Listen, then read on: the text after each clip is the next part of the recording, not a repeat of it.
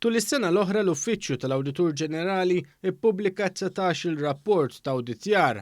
Dan huwa l-iktar ammont ta' rapporti pubblikati f'sena sħiħa mill-istess uffiċċju sa mill-2009. Dan ħareġ bir-rapport annwali tal-Uffiċċju għas-sena 2020 li ġie ppubblikat waqt żjara li għamel l-Speaker tal-Kamra tar-Rappreżentanti Anġlu Farrugia fl-Uffiċċju tal-Awditur Ġenerali. Sa mill-2009 n-numru ta' rapporti ta' awditjar żdied b'mod konsistenti. L-inqas numru ta' rapporti pubblikati f'sena waħda ikun dak ta' 9 fl-2010. Is-sena 2020 kienet sena li fiha l-uffiċċju ra l-ikbar grupp ta' ħaddiema impjegati miegħu b'total medju ta' 64 ħaddiem, żieda ta' 9 ħaddiema fuq l-inqas medja mill-2009.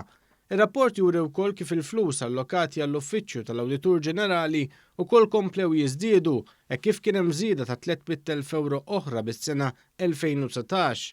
Dan ifisser li nnefqa aktar mill-irdoppjat meta mqabbel mal-2009. L-Awditur Ġenerali Charles De Guara spjega kif dan l-uffiċċju kompla jiffunzjona b'mod tajjeb ħafna anke fi żmien pandemija. Hawnhekk għandna tim maqud tajjeb ħafna, għandna impjegati professjonali u tajbin u ta' ħidma u ta' commitment qawwi u għandna programm ambizzjuż ħafna. Biex naqdu l-poplu Malti kif hemm fil-Kostituzzjoni d-dover tagħna huwa biex permezz tax-xogħol tagħna tittejjeb dejjem aktar il-governanza tajba fis-settur pubbliku.